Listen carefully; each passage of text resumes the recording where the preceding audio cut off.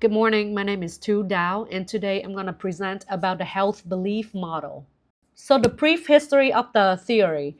This is a central theory in health behavior research, and it was developed in the 1950s by the social psychologist at the U.S. Public Health Service.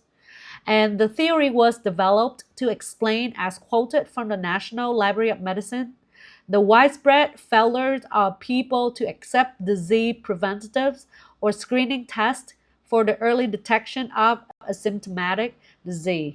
So the theory focuses on how individuals first perceive health threats and second decide to act based on the value placed on a health goal, the likelihood that the action will successfully reduce risk. So the theory has 6 key cognitive constructs. First is perceived susceptibility.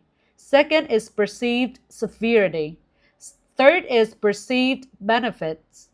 Fourth is perceived barriers. Fifth is self-efficacy.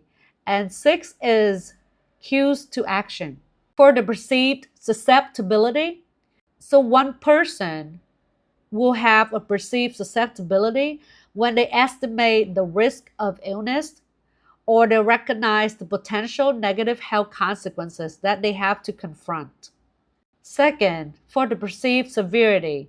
So one person will perceive the severity based on the understanding of how serious the illness or the condition that they have. Second is when they consider what may happen if no action is taken. Third, the perception may vary widely between the individual. And last, the perceived severity includes both medical consequences and social or emotional impacts. So the third one, perceived benefits.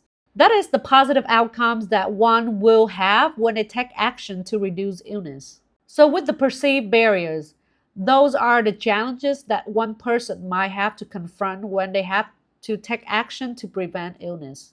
And the fifth one, self-efficacy. That is the belief in one's ability to perform a specific behavior effectively. Self-efficacy is really strongly influences whether a person can engage in or maintain a behavior. For example, the confidence in taking medication as prescribed, follow instructions, and remember and manage the side effects of the medications. So 6 cues to action. Those are things that trigger health-related actions. They can rise from external surroundings or internal experiences. Internal experiences including noticing symptoms or physical changes, or external cues might include health campaigns, reminders, or advice from healthcare providers. So we'll take an example of a person who has polycystic ovarian syndrome.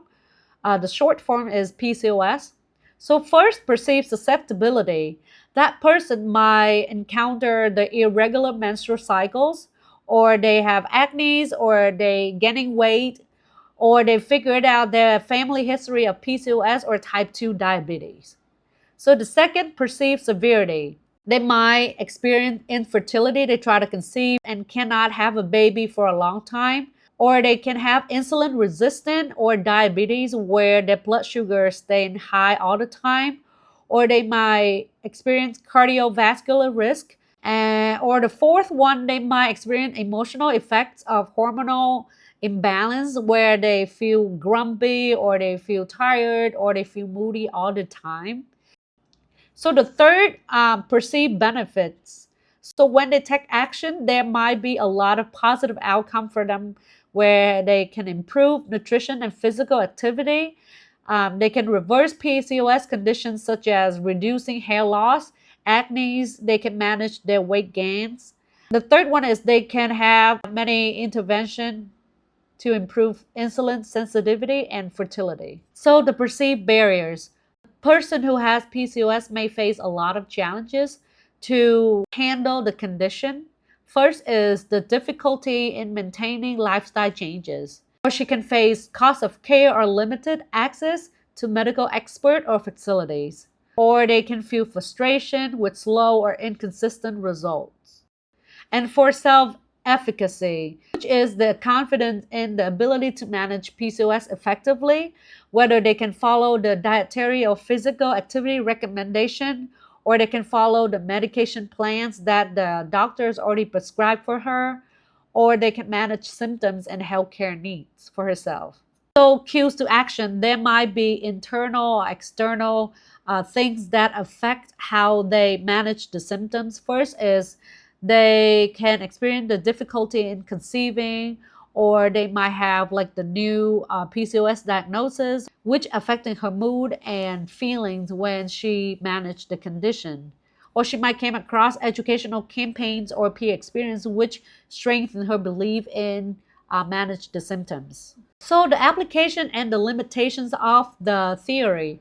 First is the applications.